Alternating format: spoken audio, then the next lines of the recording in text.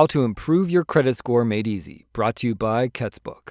In this video, I'm going to help you understand what a credit score is and how it's calculated, show you how to improve your credit score and keep it high, and I'm going to give you 3 tricks that can quickly boost your credit score.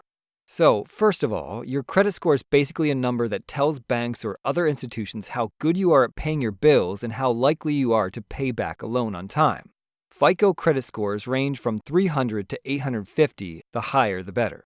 Having a good credit score enables you to buy expensive things like a house or a car or something for your business and pay for it gradually. It enables you to get the best available credit cards, which will pay you to use them. I make almost $1,000 a year just by using credit cards for all my purchases. A good credit score will also help you to get lower interest rates when borrowing, and it can even lower the cost of your insurance. Generally, you need a score of at least 760 to get the best possible interest rates on a loan. That interest rate can make a big difference in what kind of home you can buy. Suppose that you can only afford to pay $1,200 a month after a 20% down payment. If you increase your credit score from 630 to 760, you would be able to buy a house costing $50,000 more and still have the same monthly payments. However, if your credit score is less than 500, you won't be able to get any loan. The first step to improve your credit score is to understand how it is calculated. There are 4 main factors that can influence it. The first and most important factor is whether or not you pay your bills on time. This accounts for 35% of your credit score. There are no ways around this one. You simply have to pay all your bills on time, and the easiest way to do this is to set up automatic payments for all your bills. If, however, you have an overdue bill or derogatory mark on your account, pay the most recent ones off first. Older derogatory marks do not hurt your score as much as recent derogatory marks. Furthermore, don't just pay an overdue bill by mailing a check. Pick up your phone and call the company. Explain why you missed the deadline. Use your nice guy voice. Ask them to please remove it from your credit report and remove any late fees. Offer to pay the full amount due. Remember that they just want you to pay your bills and they have the ability to remove any penalties. Okay, before we go any further, have you ever seen your own credit report? Not just your score, but the full report. You need to read your credit report so that you can figure out what is hurting your credit score. Maybe there's a bill you forgot about, maybe there's a mistake, or maybe someone stole your identity. You won't know unless you read your credit report, which you should be able to get for free from any of the 3 major credit bureaus, Experian, TransUnion, or Equifax. All of them will try to get you to sign up for some paid service, but you don't need that. Just get the free credit report. I personally use Experian, but the others should work fine too.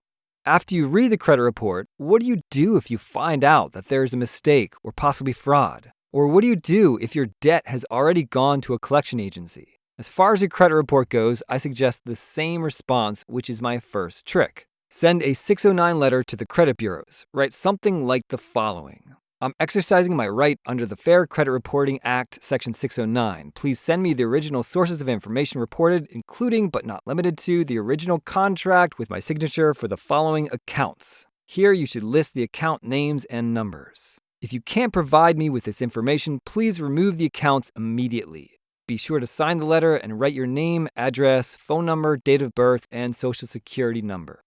This should help to remove any mistakes on your credit report. In addition, collection agencies often do not have the original documents, which are required by law. This won't stop the collection agencies from bothering you, but it could remove them from your credit report and help your credit score.